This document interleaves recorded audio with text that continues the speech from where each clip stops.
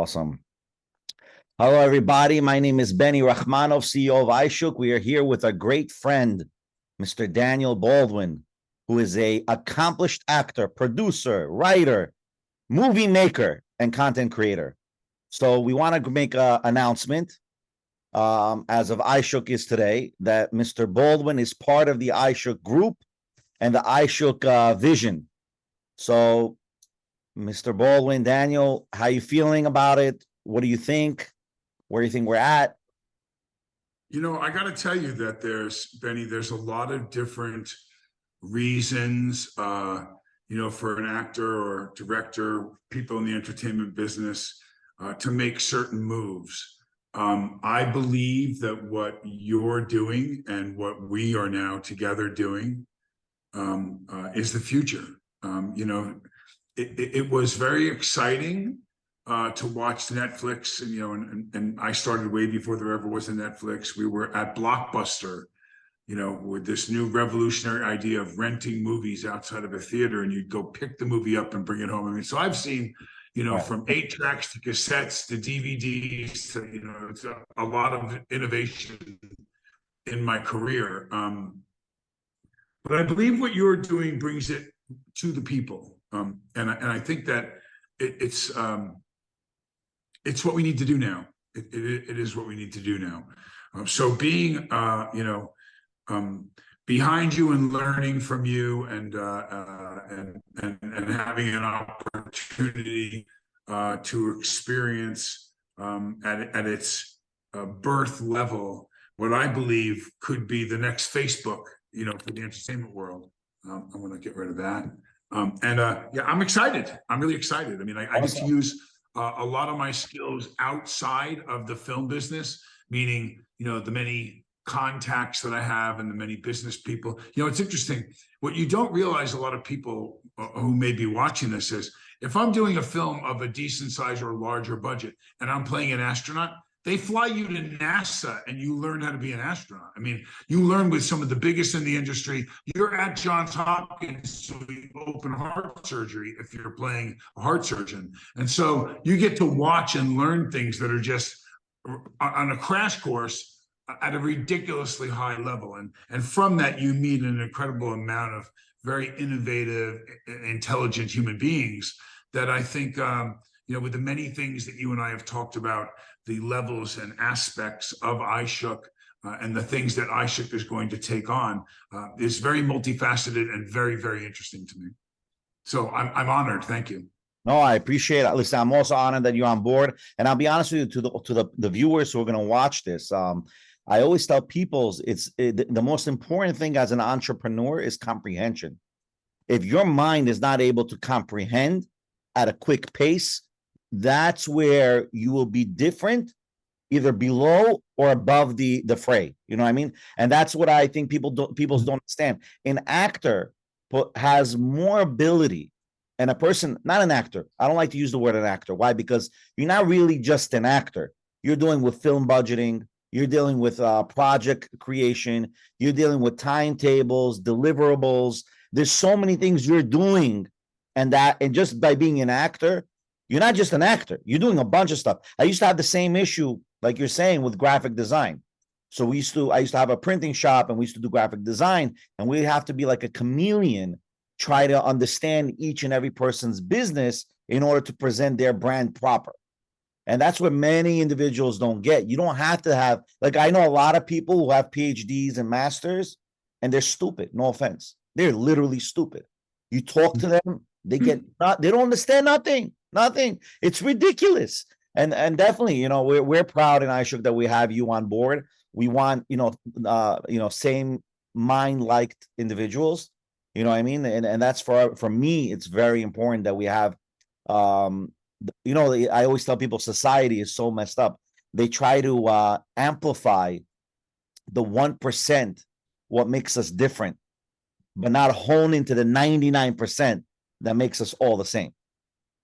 And that's what that's why I'm excited to be that you're part of us and that you even agreed to be part of IShook. I mean, that for me is awesome, and that for me is excellent in my point of view.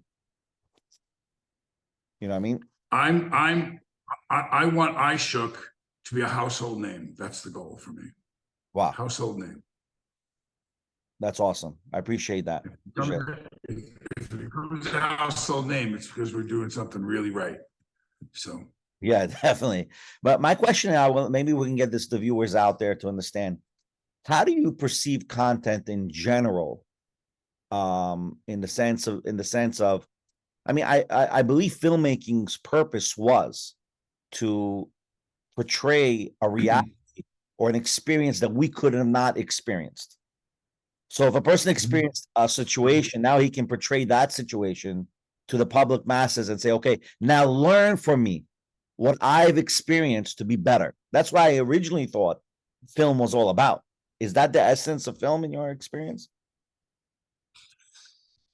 well, there's a few prongs to your question and then the statement that followed. So I can tell you what about my experience, my strength, and my hope.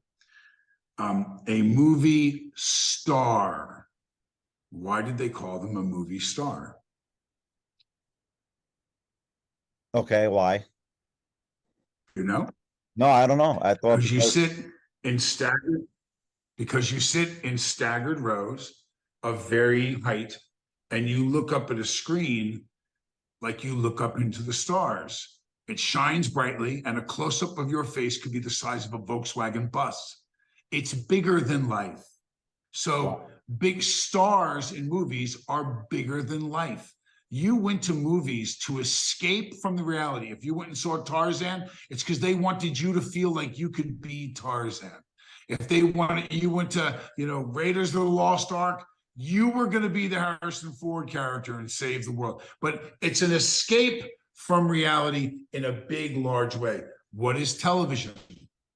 Name the number of people you invite into your home every week for 1 hour that's not a family member. I challenge you to name one. Or if you have a neighbor that plays poker or whatever, you might have one or two.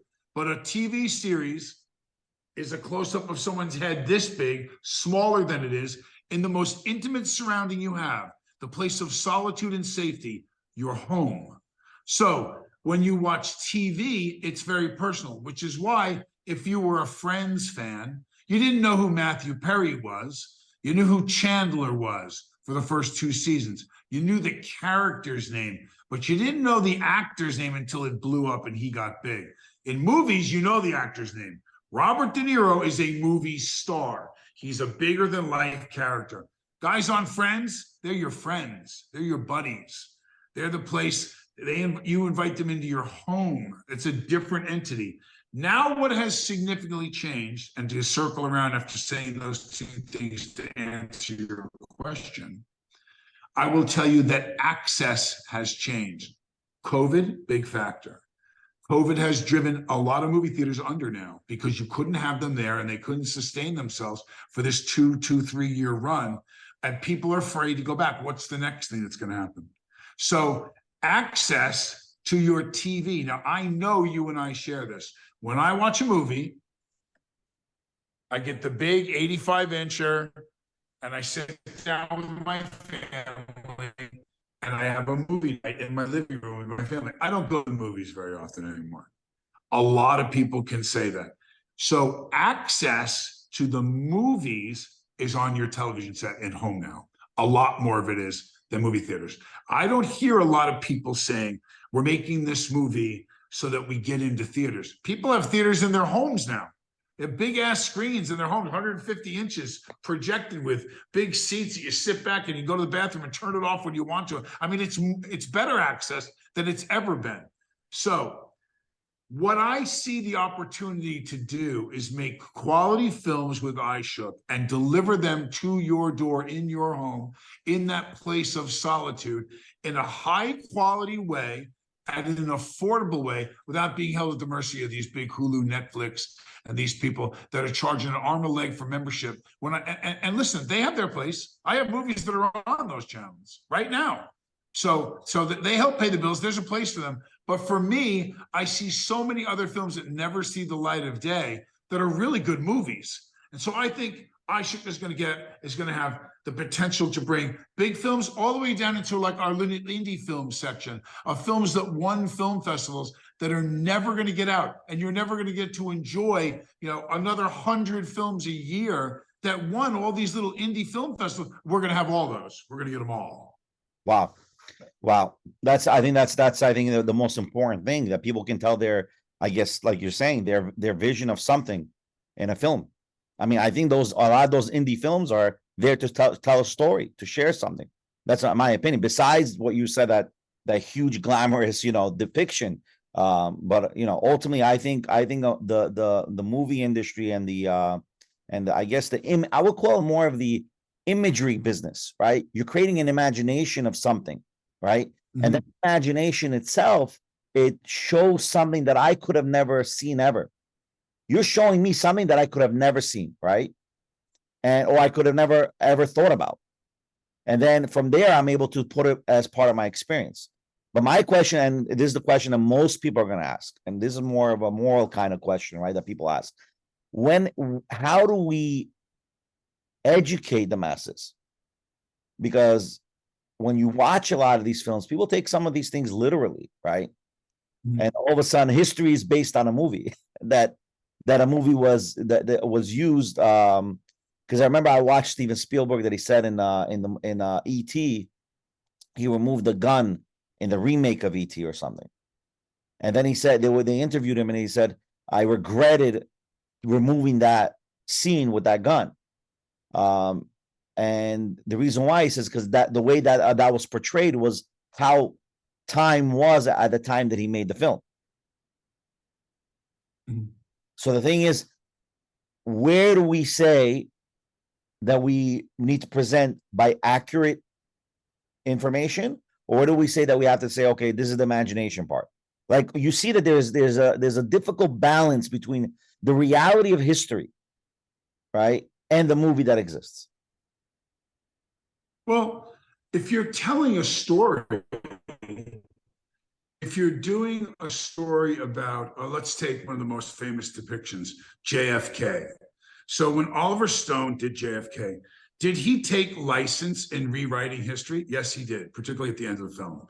So he expressed his opinion without being to absolutely unequivocally prove that Kennedy wasn't shot by Oswald from the 6th story of the Bookroom Depository at Dealey Plaza and blah, blah. So, but it's quite obvious when you go through the mechanics of a Italian bolt-action rifle with 2 headshots and a neck shot, and the things that supposedly Oswald did, who was an average, Marine Corps graduate. It's pretty obvious someone probably shot him from the grassy knoll. But again, he made it out to be like it absolutely was that there was no question. So, I think if you're doing something that you're stretching what's known to be fact, I think that you owe it to the audience to make sure that they understand that this is your opinion. If you're doing something if you're doing Lincoln and you're doing something that's supposed to be historically correct, remember too, there's whose version of the truth are you telling? Right. If you look, there's a great example. If you look and ask the average person, what was the Civil War about? What are they going to say? The average they're going to say freedom of slaves. Freedom of slaves. And Lincoln, this iconic figure, was behind the evolution and the beginning of, and eventually freeing slaves. Correct? All right. That's what we all know in school, right? That's what they teach us. Oh, bullshit. The Civil War, Lincoln had slaves. Lincoln owned slaves. Lincoln later on, through the process of learning what slavery was about and how bad it was, then did, I believe, truly believe in the plight of the African American. But Lincoln was a slave owner. And in the South, they had this new thing called cotton. And in the North, they couldn't grow cotton. They grew things out of hemp, which lasted 10 times longer, was thicker, more bulky, didn't breathe, but more importantly, didn't rip and have to be replaced the next year. So the South turned around and told the textile and the garment people in New York, no, you're not getting our cotton. And they said, oh, yes, we are. and you're going to cut us in on the deal, and we want to produce this cotton stuff and make clothes out of it. And the South said, no, you're not. And they said, how do we urge the South to play ball with us? We know, take away their laborers, free the slaves, and we will get our hands on the cotton. We'll go down there and we'll take it, because they'll go to war over the issue.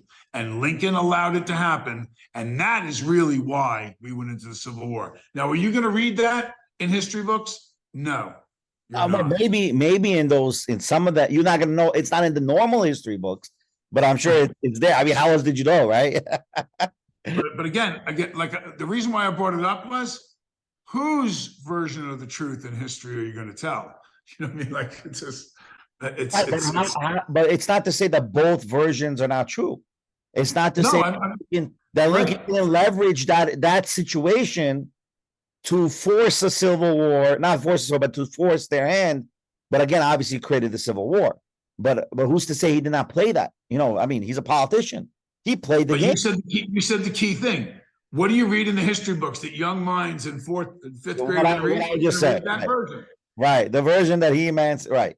When I the other side, the other perspective, that's also true. The other behind the scenes story that actually happened. Right. So, you know, who's to say which version is the most pertinent, or I don't know. I know this. When I make movies, when I'm the writer, director, and I'm actually making a film, not just acting in it. When I'm acting in it, I have a responsibility to the writing that's on the page that I accepted the role for, and the vision of the director and the writer and the producers, and a relationship with the other actors and the crew. But when I'm the director of a film, I'm telling the story. It's going to be told the way I want to tell it, especially if I wrote it.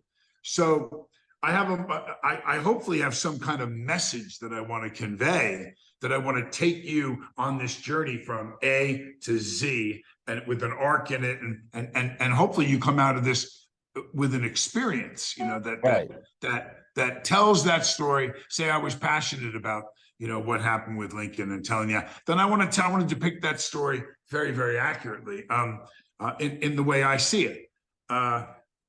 What I think is most interesting about what we're doing and your platform is that we're going to get to tell stories that haven't been told. Right. We're going to get to tell stories. Listen, a story like that about Lincoln on Netflix, they may not want to run that. That may not be what they want to put. I believe we're going to give everybody a shake at telling their version, and let the audience decide. And I think that's really powerful, Benny. I think that's really important that you make it that way. So, you know, again, I'm just. Well, I don't want to just make it that way. We want to also get the historians also to critique as well the movie. Let them critique it. Let's say, yo, this is this paper. Look at that paper. Let them get involved in the movie to show more accuracy to the movie. So when I go to the actual movie, I have the metadata of the events that have really occurred, and now I know this is what really occurred, and this is what the movie tried to portray. They amplified, or you know, like let them get the reality. You know what I mean? But it creates a conversation, bro. Yeah, no doubt. No doubt. Creates a conversation. We're going to have message rooms and content that's way more than just a regular thing. I mean, some of the ideas that we've kicked around. Are you coming to see me? You want to see what that is? Let's take a look. What is that? Oh, wow. Oh, wow. Gorgeous. What is that? That's Benny. He's talking to Daddy. You back off there, Tiger. Yeah, man. I mean, it just I like the idea of shaking them up a little bit. You know, let's see what does the average person think? What does the young mind think? I mean, I watch my kids, and my kids are pretty smart kids, and they, you know, they're good kids. My two daughters that are still in the house with me, and man, all they do is this bullshit TikTok, Snapchat. Like, I mean, they're so drained. I have to, and they still do it. I have to say, okay, phone's down, man. I can't do the phone thing all day long, and create a conversation and create dialogue and create content for their brain, you know?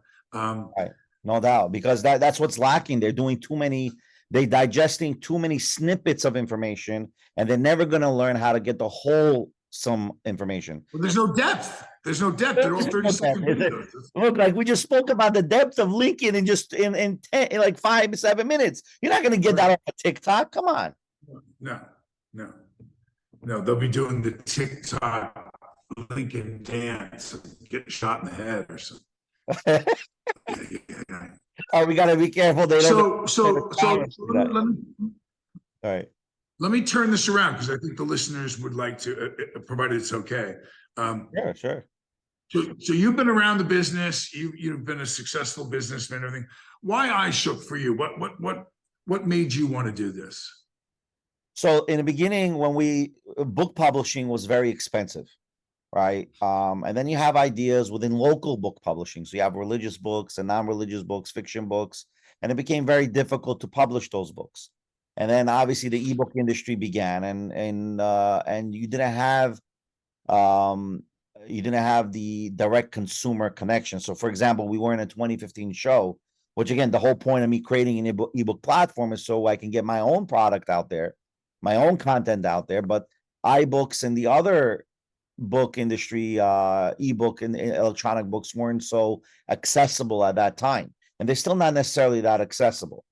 And my idea was, okay, let's get an ebook platform out there that directly connects to social media. So if let's say I'm in Twitter which we already have that on our platform. If let's say I'm in Twitter, I can share my library to the public. And the sharing is literally almost automatic. So whatever I purchase in my ebook, my book library is shared to the masses. Now you know my interests, and we can create a commonality and shared interests within the social media spectrum based on the books I read. But then I want to have access to the book you read, right? How do I get direct access to that book? I'm not going to go 10, 20 clicks to another platform. And in my world, it's always about saving time. How do I save time to digest content? And that was the biggest hurdle. Second biggest hurdle was when we were in a show in 2015 in the Book Expo show. We were sponsors of the IDPFF, which was the International Digital Formatting. I forgot what the last one was, but basically they determine how ebooks were supposed to be structured in coding and EPUB format and extension. So one of the authors asked the CEO of Overdrive, who was bought later by Rakuten, and she asked, okay, I sold my book on Overdrive, or how do I access the customers who bought my book on my ebook? How do I access them? How do I get to re-engage with them for my next book? So what does he say? He says, you can't re-engage with them. I'm listening to him. I'm like, that was the stupidest thing he said. He should have said, I love your idea. Let me get back to you. Maybe we'll make something to help you out. What do? I went to Michael. I said, Michael, we got to create a new social media platform here. We can't go to Twitter or Facebook or any of these other platforms. Let those people who buy ebooks actually have access to their followers and readers. And the way we do it is very simple. You buy an ebook, you become an instant follower of the author. So now you can re-engage with your followers, re-engage with your ebook, the next ebook, to the next group of peoples. And that's the way we've set it up. So we said, okay, we got to create some sort of interconnectivity between a content creator, the actual content, and the peoples that they're sharing the content with. So what most of these content creating platforms do is they say, okay, give us your content, and you're not going to access any of these customers or any of your followers. Until today, no social media platform gives you that direct, fluid connectivity from my content to the actual reader and digester of my content. And that's so it really builds continual traction. That's what we want. Isn't that what a person's he wants to do? The building of continuing traction is the whole point. Why am I on your platform? Why am I going to re-engage and spend a whole set of money again to re-engage in the platform? iShook already has many methods to make billions of dollars, literally billions of dollars in the long term.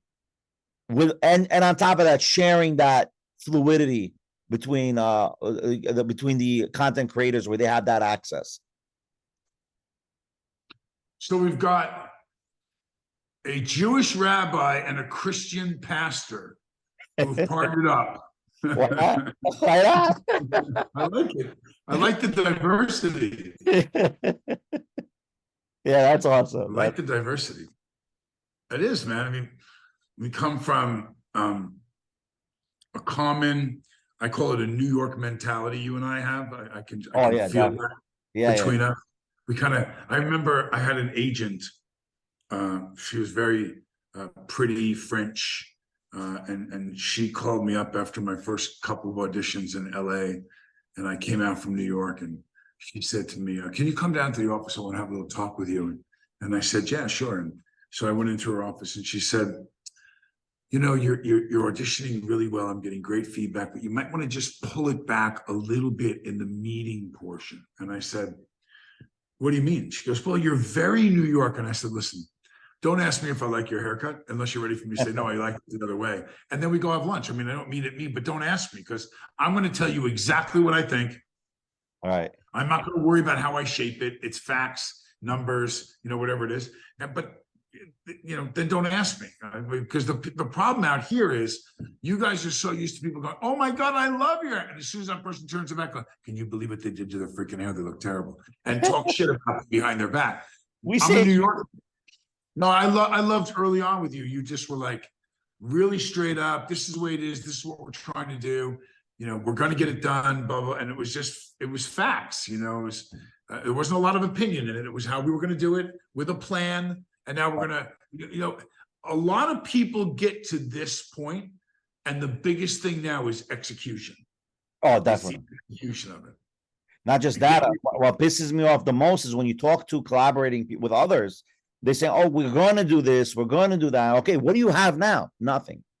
I'm like, listen, we never, I would never go and ask from.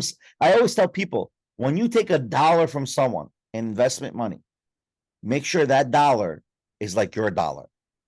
If you're gonna lose that money, you got to feel bad as if you lost your own money. Right. You have to have that value.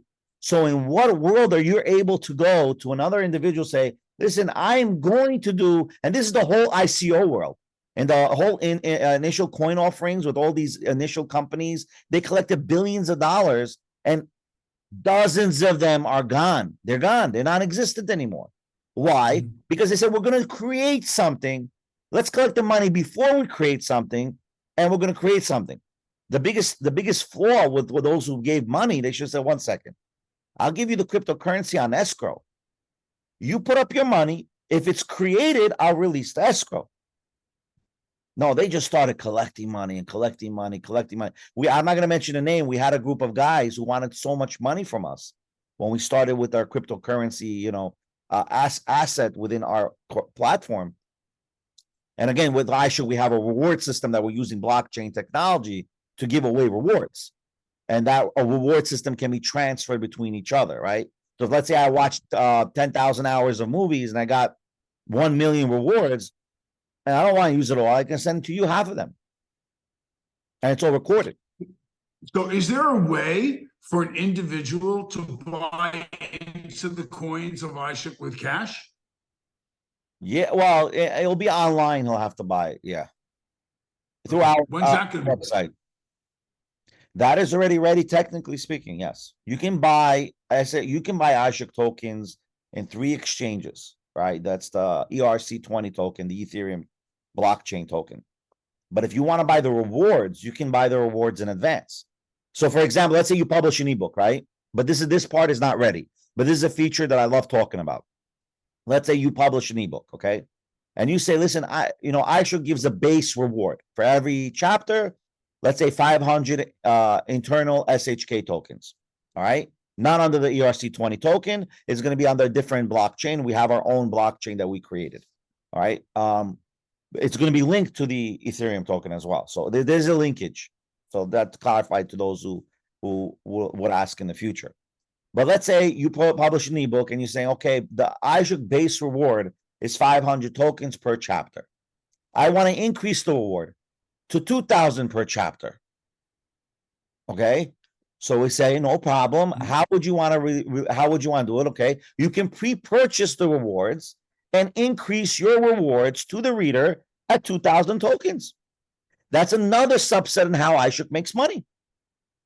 It's like buying a gift card. You're buying a gift card, which is the reward, and you're giving people tokens. Now, what do these people do with these tokens? Very simple. They can go to our e-commerce store. They can cash out 10% discounts on our e-commerce store. And then that's how the whole retention starts going. So by watching content, you can get paid by rewards, right? You get paid by rewards. You get paid by a certain way where you get some sort of discount where you would pay $30 for a product. Okay, we'll say that product that you get $30 as a retailer, we're not gonna make $5 on you. We'll make $1 on you. Take the rest as a discount. And that's our liquidity.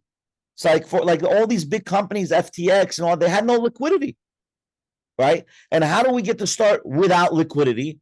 We're giving you a discount. We could have made $5 profit on this product. We're saying, listen, we're willing to lose the profit margin on it and pay you out on the reward. So ultimately, we're showing that we're paying it out, and we don't have to actually have the liquid cash to do that. We're just deducting our discount. And that's the whole scheme of what iShook is about in its rewards that we're setting up. And that's awesome by doing that. Because now I can also send it to you. I can send you my rewards. I don't want these rewards. Take the rewards. Yeah, it's a very smart system.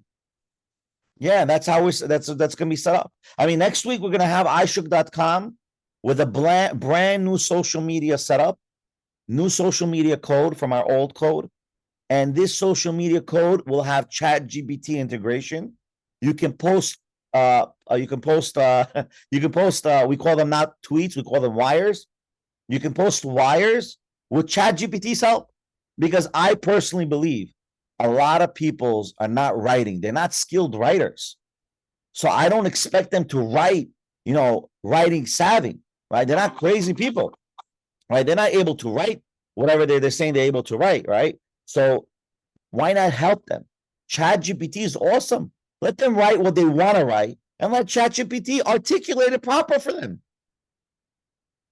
Why come to the situation where you're writing bullshit and nonsense? Excuse my language. You know what I mean? Like, why put that, why put them in that situation? Oh, I didn't mean it that way. Oh, no, we're helping you write it. You don't have to ask anyone to help you write it. We're giving you a ChatGPT integration. Ask ChatGPT, I want to write ABC. How do I articulate it the best way? And post it. That's it. You're done. Don't go crazy. Review what it says. If you want to change it up, change it up. But at least you get some help in writing. All right? It's like you have a school teacher helping you constantly. You can't get better than that. No, you can't. That's smart, bro. Yeah, and that's gonna breed a lot of interaction. People are gonna want to get a piece of that. Yeah, that's gonna be ready next week already. Monday, it's gonna be released, hopefully. That's badass, bro. Yeah, that's bad. This is unbelievable what we're doing. We're doing crazy stuff. For example, Facebook, Twitter, LinkedIn, none of them give me the ability to share a PDF. I want to share a PDF. Okay. Academia.edu has 176 million users where professors are sharing their write-up papers online. You're paying $20 a month, $15 a month. You can come for free on our platform, create an account, and share your papers over there. You can put up a PDF. You want to have a PDF and you wrote a paper about, let's say, some sort of science thing or some sort of medical report, put it on a PDF, post it. Eventually, what's going to happen is all those PDFs that we collect and all those papers that we'll collect for professors, we're going to use a ChatGPT AI. So when a person searches, I want to know the latest research on COVID. Boom, you get 20 research levels. This is what it's written down. This is what is now about COVID being discussed by all scientists. My mind right away goes to how much trash you can get on that too, man. You get some juicy stuff. People putting up, Google Donald Trump, Google Joe Biden, Google, and boom, there'll be, hundreds of thousands of documents saying from pro, con, all of it. Let it be. Let it be. Listen, let it be, because at least now we're debating on pros and cons, right? For example, if Biden, we don't know what good Biden has done or bad Biden has done. We don't see all his executive orders. They're not in front of us. But let's say I want to know about an executive order he did, right? And I want to know the outcome of the executive order. We should be able to research that in an instant and find out. Why does it have to take so long to figure that out? I agree. Let's have access to a true place that the documents are stamped or marked or whatever, where they're from and what they are, so we can know what facts are true and not just rumor produced by CNN or Fox, depending upon what side of the aisle you sit. Of course. And that's the biggest. See, what I tell people, newspaper, I'll give you an example. Wow, I'm going to tell you a crazy thing that happened to me. I posted a post. There was a post coming out right after COVID, about a year, during the election, that said Hitler removed all the brown coat officers in Germany and replaced them with SS. I posted that. There were two newspapers that Facebook flagged me. They said these two newspapers have debunked this point. I'm like, I don't think that's true. I go to encyclopedia. There's a Holocaust encyclopedia, World War II encyclopedia, and it actually says, because this was about defunding the police. This was the whole thing about defunding the police. So they were saying that that's what Hitler did. He defunded the police first. That's how he was able to get the SS to take over the police stations. Mm-hmm. So people were saying, oh, he did not defund the police. Those two newspapers. That's not accurate. I'm like, what do you mean? I'll go to this encyclopedia. I respond to Facebook. I'm like, listen, here's the encyclopedia. Look what it says there. It says they forced all the brown coats to retirement for the SS to take over the brown coats. How is that not defunding the police? Because it doesn't say the word defund, doesn't mean the action wasn't a defund. Right. So now you understand, you can't use these newspapers to determine historical fact. You should be going to encyclopedias to determine the facts. Why am I going to a freaking newspaper to determine the fact? Yeah, or historical reports, which are how the encyclopedias were made. Yeah, whatever. Because they're citating, they're creating bibliographies on their point, and you can always backtrack and go all the way back to where the source guy was, and now it's his testimony. He's telling you this is what I saw. I mean, but bottom line is, what the hell is that? We're going to use a CNN to determine historical fact, or a Fox News to determine historical fact? Bro, you ready? You ready? Yeah. Ring. Hello? Hey, it's John. Hey, John, what's going on? John's my agent. This is 1990, I think, like 8. Right. And it said, Ted Koppel is about to come on in 40 minutes and claim that you're in a coma, you overdosed, and you're in Boston Mass General, and it doesn't look like you're going to make it. And I said, what? He said, they're opening up like primetime news or whatever with, one of the Baldwin brothers, Daniel Baldwin. And keep in mind, previous to this, I had a well-documented drug problem that I've been sober for many, many years from. But at the time, I was not a Boy Scout. So I turn around and I call up ABC News in New York in the center. And I said, tell Ted I'm on the phone. And I don't know him well, but I've met him. And so they said, I go, look, your lead story or your second story is going to be, and I want you to know, if you make that report, I'm going to own several buildings that you own. I go, so, make sure that you remember that so they put me on hold. Sure enough, some, first assistant director on the news or whatever the person's title was, some high up goes, hi, how are you? And I said, hey, it's Daniel Baldwin. I said, look, I really want to believe that you're Daniel Baldwin, but we have from the police and from local news and blah, blah, blah. And I said, look, if you report that I'm in a coma and I'm in this hospital in a drug-related charge, and blah, blah, I said, I'm going to fucking sue you people for so much money. So now I get the name of the hospital and blah, blah, and I get the charge nurse on the floor. Wow. And, Miss Evans. And I said, hi, Miss Evans. She said, how dare you call this floor and claim that you Daniel Baldwin? How dare I have been the charge nurse for 27 years in the intensive care unit. Mr. Baldwin is lying in a hospital bed, clinging on to life. I watch Homicide Life on the Streets. I watch his show, and I know what he looks like. You should be ashamed of yourself. And she hangs up on me.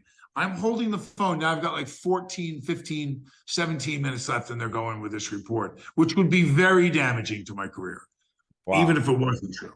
Right. I live right by Burbank Studios, and I called my agent up. I said, why don't you tell him to take a remote van and drive it over here on the if that I'm telling the truth. Give him my address. They'll be here in 4 minutes. I live 6 blocks from Burbank Studios. They thought that was probably pretty prudent because this crazy guy was calling. And sure enough, a guy knocks on my door.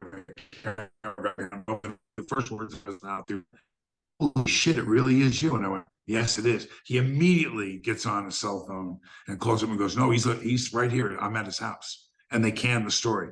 But I had to stop ABC News from reporting that I was dead in a coma in a hospital.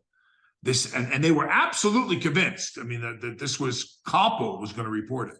So, I mean, I don't believe anything anymore that I see in the news. I don't care what they say. They have to have a camera there, and I have to look at the camera and show the image and make sure it wasn't edited or CGI'd or, go see Wag the Dog if you want to see a great movie on how much they produce the news. And it's crazy.